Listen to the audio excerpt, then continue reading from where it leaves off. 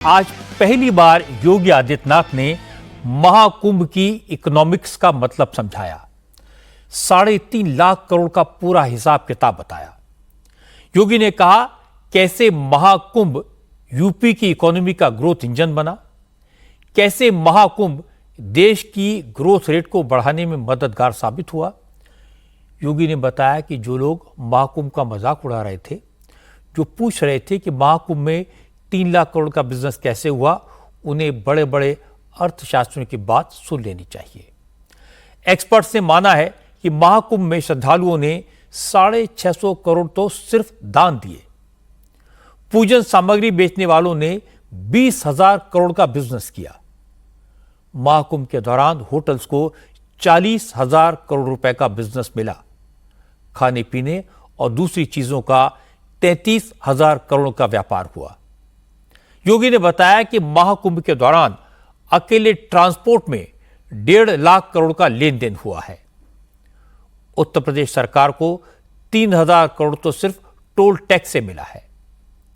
Samajwadi party के जो नेता कानून व्यवस्था पर सवाल उठा रहे थे, योगी ने आज उन्हें भी करारा जवाब दिया। जिन लोगों ने त्रिवेणी का जल संभल ले जाने पर ऐतराज जताया था, उन्हें भी योगी ने आईना दिखाया। योगी आदित्यनाथ ने कटाक्ष किया कि समाजवादी पार्टी के नेता न तो सनातनी रहे और न समाजवादी रह पाए। असल में यूपी विधानसभा में बजट पर चर्चा चल रही थी। चर्चा के दौरान विपक्ष के नेताओं ने महाकुंभ को लेकर सवाल उठाए। योगी आदित्यनाथ पर झूठ बोलने का इल्जाम लगाया, आंकड़ों को बढ़ा चढ़ाकर पेश करने की बात कही, आस्था के महाकुंभ को राजनीति का मुद्दा बनाने के आरोप लगाए। योगी ने सबकी बात सुनी और फिर जब बारी आई तो सबका हिसाब बराबर कर दिया। योगी ने महाकुंभ के बजट और 45 दिन के इस महाआयोजन से हुए फायदे गिनाए। 3 लाख करोड़ के बजाय 3.5 लाख करोड़ का हिसाब किताब दे दिया। योगी ने कहा किस सेक्टर में कितना बिजनेस हुआ, इसका हिसाब तो बाद में दूंगा, लेकिन जो लोग कह रहे थे कि महाकुंभ से गरीबों को कुछ नहीं मिला, छोटे दुकानदारों को फायदा नहीं हुआ, महाकुंभ के दौरान प्रयागराज के नाविकों को नुकसान हुआ, ऐसी बातें कहने वालों को आईना दिखाना जरूरी है। योगी ने कहा कि समाजवादी पार्टी के नेताओं ने महाकुंभ को बदनाम करने की सुनियोजित साजिश की, झूठा प्रचार किया, लेकिन कामयाब नहीं हुए क्योंकि जमीनी हकीकत लोग खुद देख रहे थे। योगी ने कहा कि महाकुंभ के दौरान नाव वालों ने एक दिन में 50-50 हजार रुपए से ज्यादा की कमाई की। नाव वालों के एक परिवार ने तो महाकुंभ के दौरान 45 दिन में 30 करोड़ रुपए कमाए। समाजवादी पार्टी इसमें ज्यादा चर्चा कर रही थी कि नाविकों का शोषण हो रहा है, नाविकों को देखभाल नहीं की जा रही है। मैं एक नाविक परिवार की एक सक्सेस स्टोरी यहां पे बता रहा हूं। ये नाविक परिवार जिनके पास 130 नौकाएं थी, 45 दिनों की अवधि में इन लोगों ने शुद्ध बचत की है 30 करोड़ रुपए की। यानी एक नाव ने 45 दिनों में 23 लाख रुपए की बचत की है, कमाई की है। प्रतिदिन की अगर आप बजट उनकी बचत देखेंगे तो यह लगभग 50 से लेके 52,000 पर डे की उनकी इनकम थी एक नाव की। आपका कितना भी दुष्प्रचार था, लेकिन उन्होंने भारत की आस्था को कहीं डगमगा नहीं पाया। आप लगातार दुष्प्रचार करते रहे और आप लोगों का यह सबसे बड़ा हथियार था।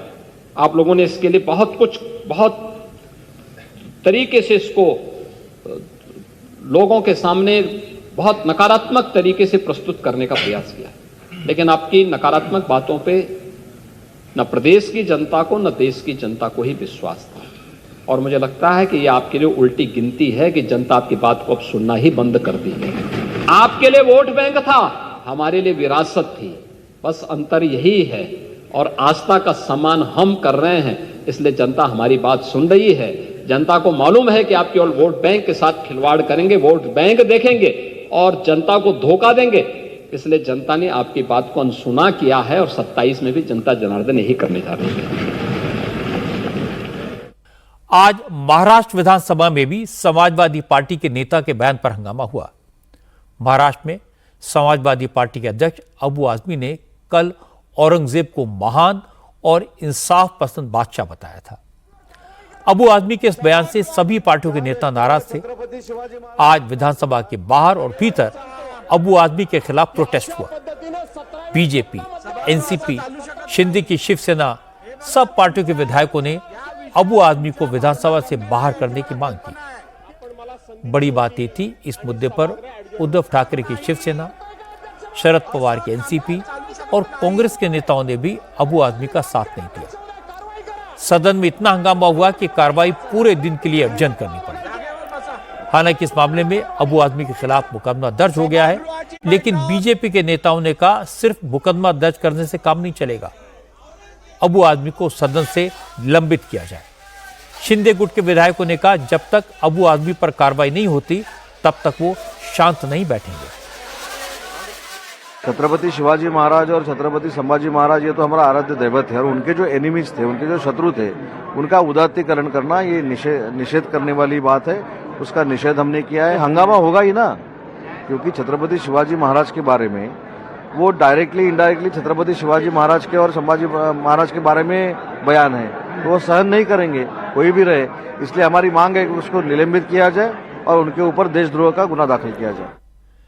इस मामले पर बीजेपी के नेता भी बहुत एग्रेसिव हैं। अमरावती से पूर्व सांसद नवनीत राणा ने कहा कि महाराष्ट्र में औरंगजेब को महान बताना छत्रपति शिवाजी महाराज के शौर्य का अपमान है। नवनीत राणा ने कहा कि अबू आदमी बार बार औरंगजेब की तारीफ करके महाराष्ट्र के लोगों की भावनाओं को भड़काने की कोशिश करते हैं, इसलिए अबू आदमी को सबक सिखाना जरूरी है। नवनीत राणा ने औरंगाबाद का नाम तो सरकार ने पहले ही बदल दिया ये कहा, और अब औरंगजेब की कब्र को भी उखाड़ देना चाहिए, न रहेगा बांस न बजेगी बांसुरी। तो उनको याद दिलाना चाहती हूँ कि जिस महाराष्ट्र में आप विधायक बनकर विधिमंडल में जाकर जो 5-5 साल बैठते हैं ना, उस महाराष्ट्र के राजा सिर्फ छत्रपति शिवाजी महाराज और संभाजी महाराज थे। और तुम्हारे बाप ने 100 करोड़ बाप जो तुम्हारा है औरंगजेब, जिसने हमारे संभाजी महाराज पर इतना अत्याचार किया। हम लोगों ने तो इतिहास पढ़ा है, पर जिन्होंने पढ़ा नहीं है ना, तुम जैसे लोगों ने जाकर एक बार थिएटर में छावा पिक्चर देखनी चाहिए कि तुम्हारे बाप ने हमारे भगवान के साथ, संभाजी महाराज के साथ क्या किया था। मैं इतना ही बोलना चाहूंगी, महाराष्ट्र गवर्नमेंट से एक विनती करूंगी, औरंगाबाद का नाम जिस तरीके से बदलकर हमारे भगवान संभाजी महाराज के नाम पे रखा है, जल्द से जल्द जो कब्र औरंगाबाद में औरंगजेब की है वो उखाड़ के फेंक दीजिए, और जिसे इतनी प्यारी है वो अपने घर में जाके वो कब्र सजा लीजिए। भले उद्धव की पार्टी के नेता अबू आदमी के खिलाफ एक्शन की मांग कर रहे हैं, लेकिन साथ साथ ये भी कह रहे हैं कि अबू आदमी के बयान को बीजेपी ने इतना बड़ा इशू बनाया जिससे धनंजय मुंडे के इस्तीफे की खबर को दबाया जा सके। लेकिन धनंजय मुंडे की खबर दबी तो नहीं। देवेंद्र फडणवीस ने तो अपनी सरकार के मंत्री धनंजय मुंडे का इस्तीफा ले लिया। 3 महीने पहले बीड जिले के सरपंच संतोष देशमुख की हत्या में धनंजय मुंडे के करीबी वाल्मीकि कराड़ का नाम आया था। उसके बाद से ही धनंजय मुंडे के इस्तीफे की मांग हो रही थी, लेकिन कल अचानक संतोष देशमुख की हत्या की तस्वीरें सामने आई और इसके बाद यह मुद्दा एक बार फिर गर्म हो गया। मर्डर की जो तस्वीरें सामने आई वो वाकई में रोंगटे खड़े करने वाली हैं। हत्यारों ने संतोष देशमुख की हत्या से पहले उसके साथ की गई बर्बरता का वीडियो भी बनाया था। उस वीडियो की कुछ स्टिल पिक्चर्स आज सामने आई। इन खौफनाक तस्वीरों से पता चलता है कि हत्यारों ने सरपंच संतोष देशमुख की हत्या से पहले उनके साथ बहुत बेरहमी की। सरपंच के कपड़े उतारकर उन्हें बुरी तरह पीटा। हत्यारों ने सरपंच को अधमरा करने के बाद उनके ऊपर यूरिन किया। बुरी तरह जलील करने के बाद बर्बर हत्यारों ने सरपंच को बेरहमी से मार डाला। जैसे ये तस्वीरें सामने आई तो विपक्ष ने धनंजय मुंडे के इस्तीफे की मांग शुरू कर दी। विपक्ष इस मामले को विधानसभा में उठाने की रणनीति बना ही रहा था, लेकिन देवेंद्र फडणवीस ने विधानसभा की कार्रवाई शुरू होने से पहले ही अजित पवार से बात की, फिर धनंजय मुंडे को बुलाया और उनका इस्तीफा लेकर गवर्नर के पास भेज दिया। आज महाराष्ट्र के मंत्री श्री धनंजय मुंडे, इन्होंने अपने पद का इस्तीफा मुझे सौंपा। मैंने ये इस्तीफा स्वीकृत किया है और अगली कार्रवाई के लिए मैंने ये इस्तीफा राज्यपाल जी के पास भेज दिया है। धनंजय मुंडे एक ताकतवर नेता हैं, अजित पवार के एनसीपी के विधायक हैं, एनसीपी के कोटे से मंत्री थे। इसीलिए देवेंद्र फडणवीस ने अजित पवार को भरोसे में लिया, धनंजय मुंडे का इस्तीफा लिया और इसके बाद अजित पवार इस मुद्दे पर कुछ नहीं बोले। लेकिन धनंजय मुंडे ने ट्विटर पर लिखा कि उनकी सेहत ठीक नहीं है, डॉक्टर्स ने उन्हें आराम करने की सलाह दी है, इसलिए उन्होंने मंत्रिमंडल से इस्तीफा दिया है। धनंजय मुंडे ने लिखा कि संतोष देशमुख की हत्या से वो खुद दुखी हैं। वो पहले दिन से कह रहे हैं कि इस हत्याकांड को अंजाम देने वालों को फांसी की सजा मिलनी चाहिए। इस मामले में उनका नाम बेवजह घसीटा जा रहा है। उनके इस्तीफे का इस मर्डर केस से कोई लेना देना नहीं है। लेकिन बीट से बीजेपी विधायक सुरेश धस ने आरोप लगाया कि संतोष देशमुख की हत्या धनंजय मुंडे के इशारे पर हो रही वसूली का विरोध करने की वजह से हुई। इसलिए धनंजय मुंडे ये कहकर नहीं बच सकते कि इस केस से उनका कोई संबंध नहीं है। पुलिस को इस मामले की तह तक जाना होगा, तभी हत्यारों के आका का नाम सामने आएगा। पूरे महाराष्ट्र को मालूम है कि उनका इस्तीफा किस वजह से हुआ है, बताने की जरूरत नहीं है। पूरी धांधली, पूरे एक्सटॉर्शन और गुंडागर्दी पूरे जिले के अंदर, ये जो केस है पूरा के पूरा इन्होंने जो फिरौती मांगी है उसके ऊपर घुमा है।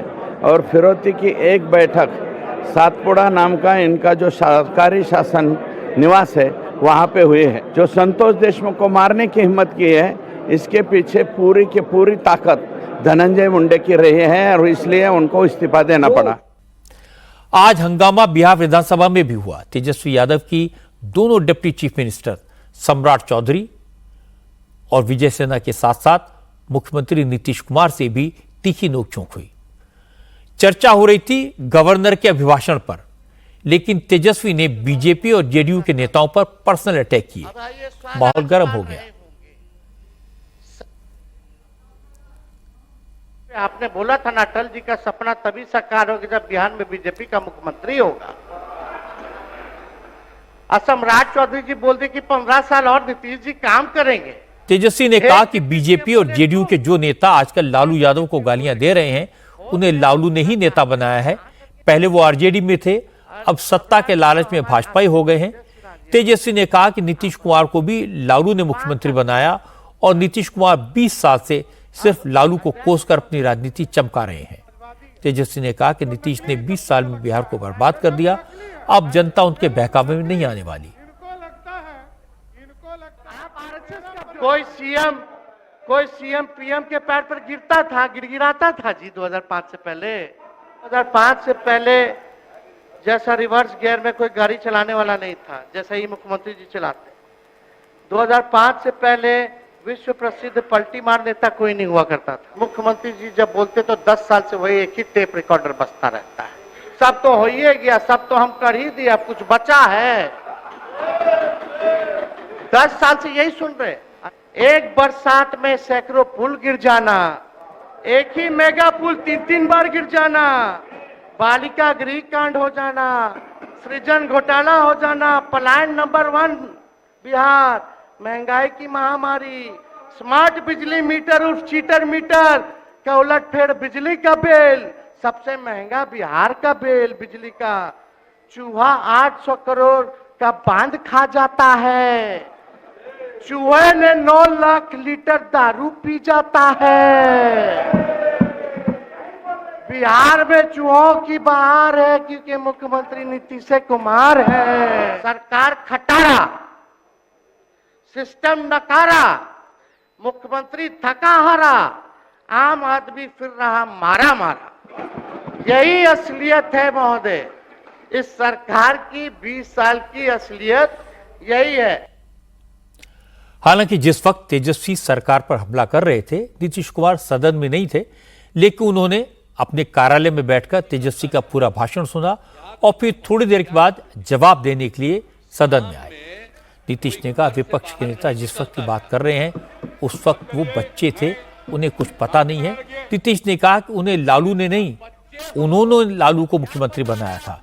और इसके बाद नीतीश ने राजनीतिक दांव चला। उन्होंने कहा, यह सही है कि सामाजिक न्याय की लड़ाई में वो लालू यादव के साथ थे, लेकिन सत्ता मिलने के बाद लालू ने सिर्फ पिछड़ी जातियों को ही सहूलियतें दी, अति पिछड़ी जातियों का ख्याल नहीं रखा, इसलिए उन्होंने लालू का साथ छोड़ दिया। नीतीश की बात तेजस्वी को इतनी चुभी कि उन्होंने आरजेडी के विधायकों के साथ सदन से वॉकआउट कर दिया। और इस वक्त की बड़ी खबर आपको बता दें, चैंपियंस ट्रॉफी के फाइनल में पहुंच गया है भारत। आज के मैच में टीम इंडिया का परफॉर्मेंस जबरदस्त रहा। विराट कोहली ने शानदार बैटिंग की, जिसकी वजह से भारत ने 48वें ओवर में विजय हासिल कर ली। कोहली ने आज फिर दिखा दिया कि उन्हें चेज मास्टर क्यों कहा जाता है। विराट कोहली सेंचुरी बनाने से तो चूक गए, लेकिन उन्होंने आज जिस तरह 84 रन की कंट्रोल्ड पारी खेली, उसकी जितनी तारीफ की जाए कम है। कोहली ने सिंगल्स और डबल्स लेकर एक छोर थामे रखा, जिससे बाकी बैट्समैन खुलकर खेल सकें। एक बार उन्होंने रैश शॉट खेला और 84 रन पर आउट हो गए। कोहली जिस ओवर में आउट हुए उसी ओवर में केएल राहुल एक सिक्सर मार चुके थे। यही वजह है कि आउट होने के बाद जब कोहली वापस जा रहे थे तो राहुल ने उनसे कहा कि एक सिक्स मार चुके थे, कोहली को रिस्की शॉट खेलने की जरूरत नहीं थी। कोहली के अलावा श्रेयस अय्यर और अक्षर पटेल ने भी इंपॉर्टेंट रोल प्ले किया। रोहित शर्मा ने बहुत तेजी से 28 रन बनाए। श्रेयस ने 45 रन की जिम्मेदार पारी खेली। अक्षर पटेल ने तेजी से 27 रन जोड़े। हार्दिक पांड्या ने ताबड़तोड़ बल्लेबाजी की और 28 रन बनाए। और आखिर में विनिंग शॉट केएल राहुल के बल्ले से आया। केएल राहुल ने सिक्सर लगाकर भारत को फाइनल में पहुंचा दिया। केएल राहुल 40 रन पर नॉट आउट रहे। अब भारत फाइनल में पहुंच गया है और उसका मुकाबला कल न्यूजीलैंड और साउथ अफ्रीका के बीच होने वाले दूसरे सेमीफाइनल के विनर से होगा।